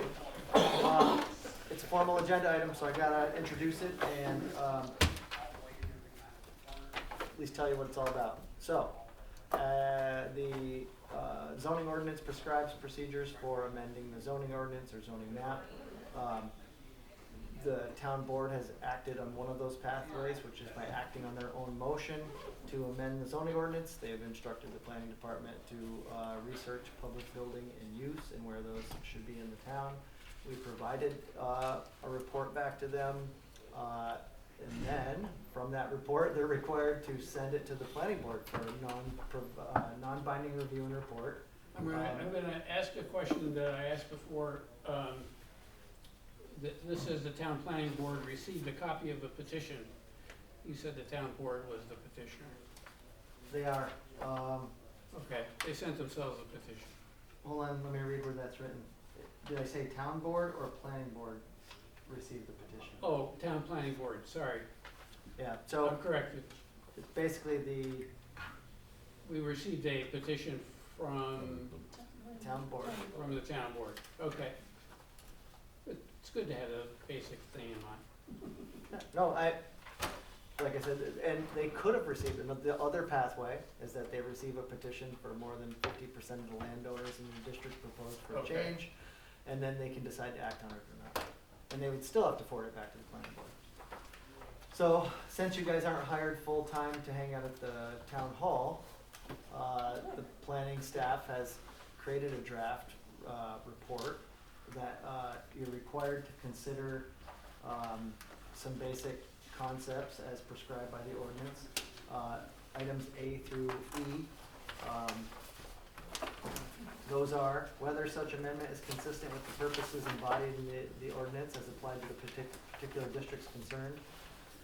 Which area and establishments in the town will be directly affected by such amendment and in which way. Whether adequate public services and other support facilities exist or can be created to serve the needs of any additional development which may recur as a result of the amendment. The indirect implications of such amendment and its effect on other regulations, and whether such proposed amendment is consistent with the underlying objectives of the town master plan. So our department went through those items, created a draft response for you to consider, have provided that to you, and you can add it, change it, modify it, amend it, say no to it, say yes to it, and depending on what you choose to do, forward it on to the town board for them to consider when implementing any changes to the ordinance. So what you have in front of you is our draft of that dated March 17th, which gives a draft response to each of those questions that you're required to answer, along with a final list of recommendations. So public building and use as defined now is a building used for public purposes by any department or branch of the town, county, state, or federal government, including libraries, museums, post offices, police and sheriff substations, jail, and rescue or fire stations. These, under the current ordinance, are allowed in every district except MDR.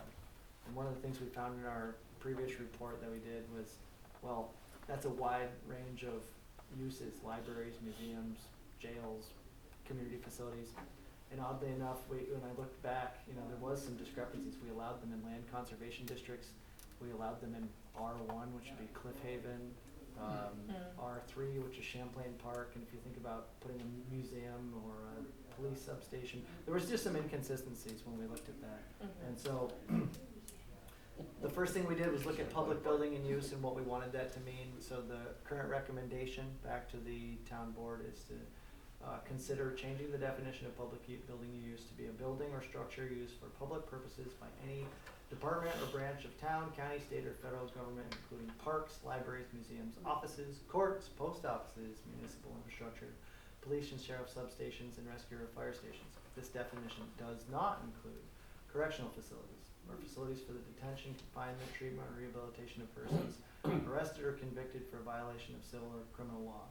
Basically, you'll see in the next definition that basically carves correctional facilities out of the definition of public building or use based upon their potential for additional impacts. So the second recommendation is that the town board consider amending the Schedule A use table. That's where we show which uses are allowed in which districts, to allow public building and use in the following districts: R2, R5, NC, I, A1, A2, C, SE, T6, T5, T4, T3C, and SD. We did take them out of land conservation district. We took them out of R1, R3, those areas that we saw as more dense residential neighborhoods. We could conceive of R2 as our vast, wide, sprawling district. You might be able to put all those public buildings and uses there, but we wanted to carve out those more sensitive districts. And so that's, and that represented a 22.8% reduction in the total area where those places could be proposed.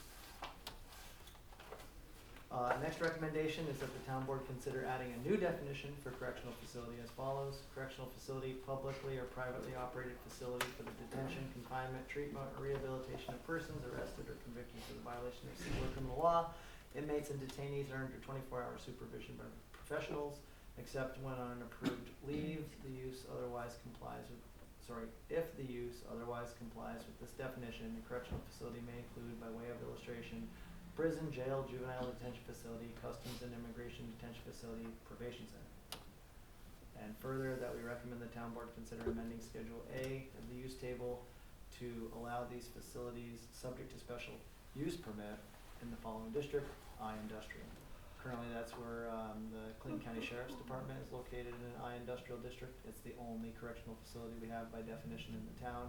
It would remain an allowed use, and it's where public services and utilities exist. This change is the more significant change. This would represent a 97.4% reduction in the area where such facilities would be permitted. But as you can see, there was a real disconnect.